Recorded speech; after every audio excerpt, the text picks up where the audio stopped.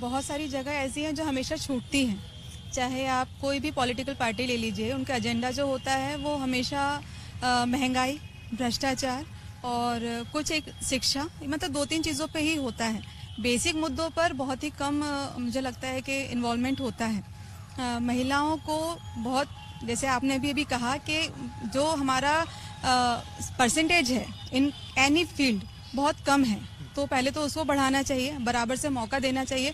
आप उम्मीदवार भी देखिए ना, अगर 10 उम्मीदवार हैं तो उसमें से 8 मेल होंगे और 2 महिलाएं होंगी।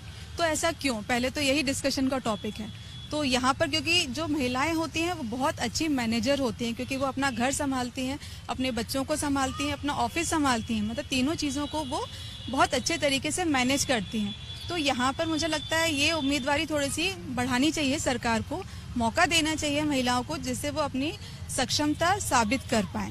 दूसरा, सिक्योरिटी तो एक मेन मुद्दा है ही, क्योंकि जिस हिसाब से आज की डेट में बच्चियों के साथ क्राइम हो रहा है, महिलाओं के साथ क्राइम हो रहा है, तो उस पर भी एक सख्त कानून होना चाहिए। क्योंकि हमेशा कानून तो आप पेपर्स में बहुत सारे कानून हैं, लेकिन जब इम्प्लीमेंट की बारी आती है तो वो मान के चलिए एक केस को आप सालों तक आप मतलब चलता रहता है, वो चाहे वो लेडी बुढ़ी हो जाती है उसके बाद भी उसको न्याय नहीं मिलता। तो ये वाले जो कानून हैं कि आपको इमीडिएट वहाँ पर न्याय मिले, ये बहुत ज़रूरी है आज के टाइम में, क्योंकि छोटी छोटी बच्चियों के साथ जो हो रहा है वो नहीं होना चाहिए। और उसके लिए मुझे लगता है सरकार बहुत बड़ी जिम्मेदार है। मैं यहाँ पे खुले शब्दों में बोलूँगी, सरकार जिम्मेदार है, क्योंकि सरकार कुछ भी नहीं कर रही है। केवल बोलने भर से कुछ नहीं होता, आपको इम्प्लीमेंट करना पड़ेगा। तो दो बहुत महत्वपूर्ण बातें कही हैं, आप अपना नाम बता दीजिएगा और उसको मैं सम अप कर देता हूँ। पहला, रिप्रेजेंटेशन, मतलब आप हर कोई अगर बात करेगा महिलाओं की और मौका खुद नहीं देगा तो वो रिप्रेजेंटेटिव कौन होगा। दूसरा जो आपने कहा कि क्राइम अगेंस्ट वुमेन पर टाइमलाइन तय हो, मतलब वो केसेस बाकी केसेस की तरह इक्वली ट्रीट नहीं किए जा सकते। बिल्कुल जी। ठीक है, अपना नाम बता दें। मेरा नाम रानू नाहर है। और मतलब मुझे लगता है कि आपसे मेरे पास 1-2 सवाल और हो सकते हैं, क्योंकि ये जो आपने क्राइम अगेंस्ट वुमेन वाली बात कही ना, कई लोगों से हमने बात की है, खासतौर पर कॉलेज की लड़कियों से, उन्होंने कई दिक्कतें बताई हैं। तो जब हम एक बार सबकी राय रखेंगे फिर उस पर बात करेंगे। मैम, अपना नाम और कोई ऐसी चीज जो आपको लग रहा है कि अभी तक छूटी हुई है चर्चा में, या सेम सवाल कि आपके लिए क्या मुद्दे हैं चुनावों के दौरान। जैसा कि अभी सभी मेरी बहनों ने कहा है कि महिलाओं के लिए कहा जाता है, उनमें सहन शक्ति बहुत है, उनमें नेतृत्व क्षमता बहुत अच्छी है, उनमें टाइम मैनेजमेंट बहुत बेहतर है, लेकिन ये सिर्फ बातें कहने की हैं।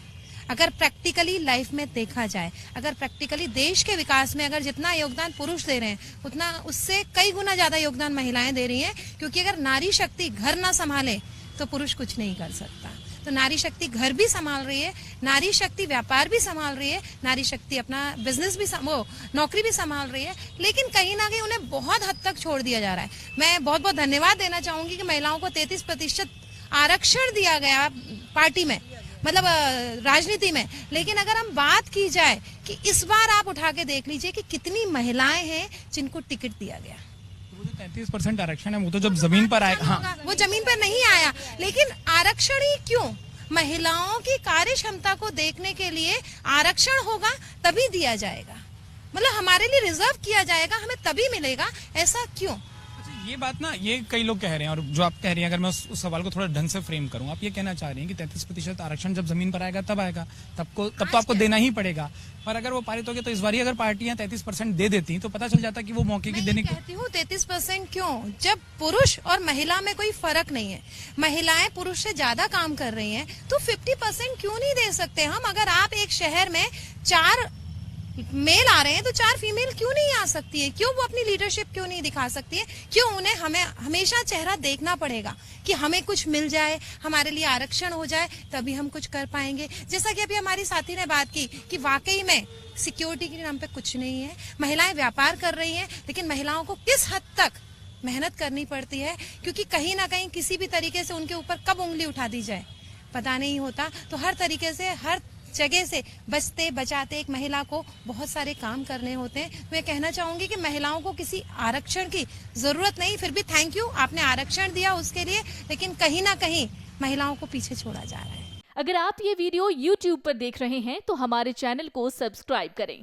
और बेल आइकन को दबाना ना भूलें। अगर आप Facebook पर ये वीडियो देख रहे हैं तो हमारे पेज को लाइक करें।